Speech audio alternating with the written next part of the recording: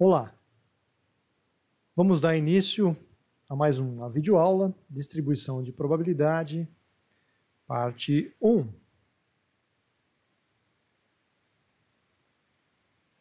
A distribuição normal é uma distribuição de probabilidade contínua.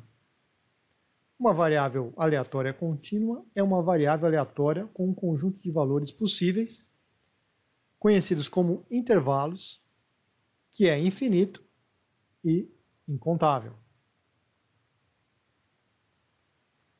Se é contínua, não tem sentido fazer a pergunta: ao sortear um indivíduo adulto de uma população, qual a probabilidade que este tenha 175 centímetros de altura?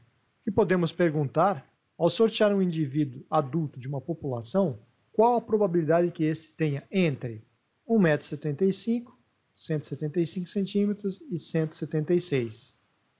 Irei fazer o cálculo para um intervalo.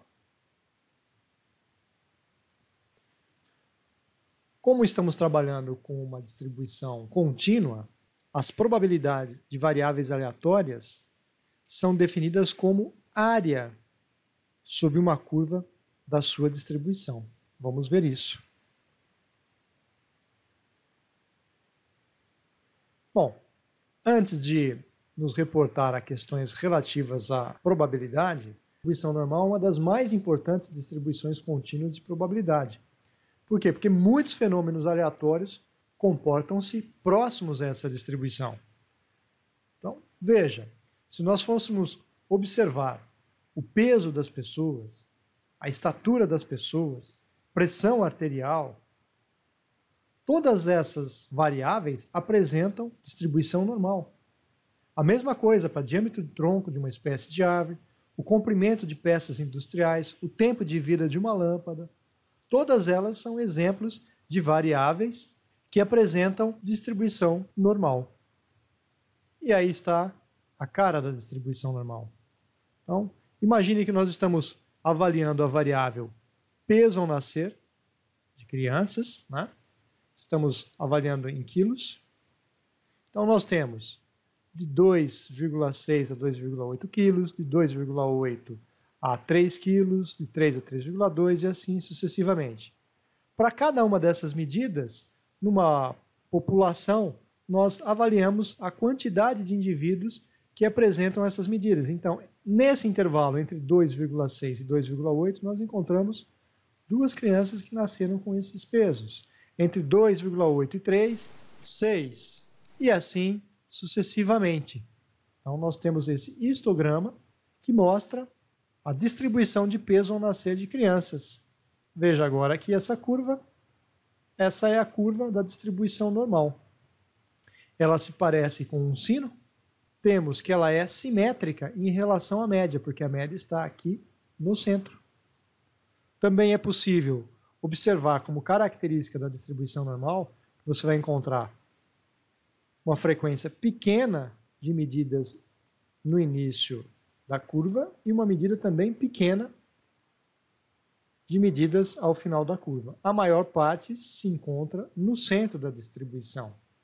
Essa é a distribuição normal para esse conjunto de exemplos que nós estamos dando e tantos outros. A distribuição normal depende de dois parâmetros. A média da população, que é μ, letra grega para indicar população, e desvio padrão, sigma.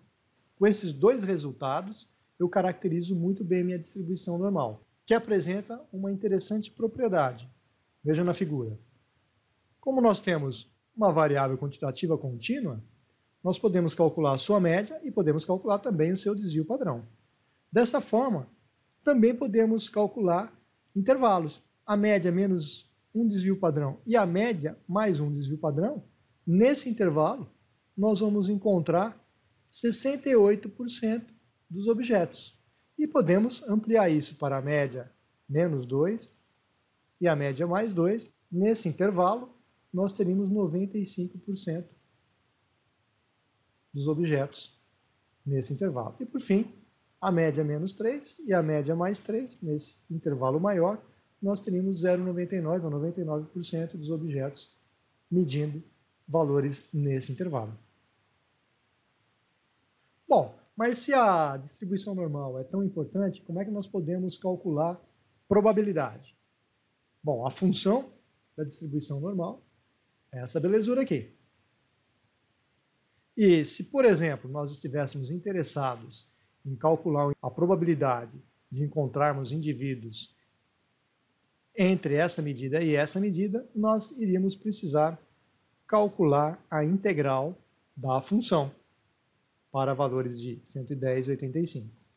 Parece que é um pouco trabalhoso, mas nós podemos resolver isso de uma forma mais simples, utilizando a normal reduzida ou padronizada, também chamado de padronizada.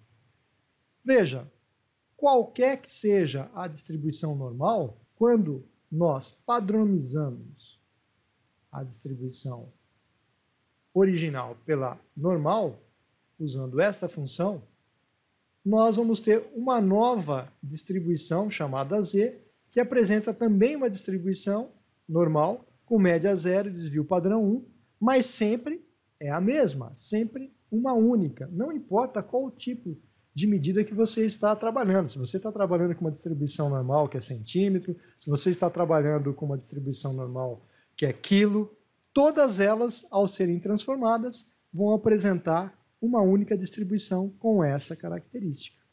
Portanto, a partir dessa distribuição, que é a distribuição Z, né, como ela é única, foi feito o cálculo da probabilidade para várias áreas, para vários intervalos.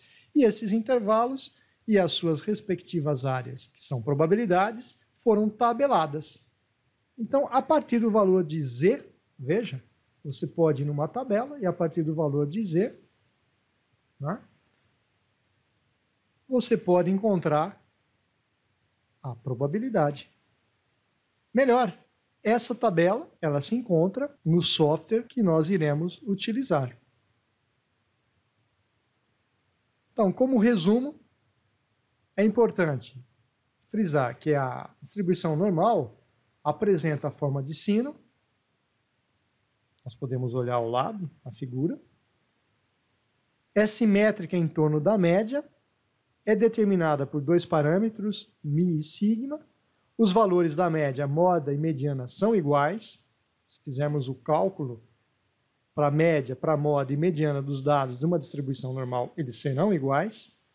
E a área total sobre a curva é igual a 1 ou 100%. E ainda, né, a metade, se é 100% tudo, metade é 0,5 ou 50%, se você preferir. 0,5 para o outro lado, ou 50%. Até a próxima. Abraços!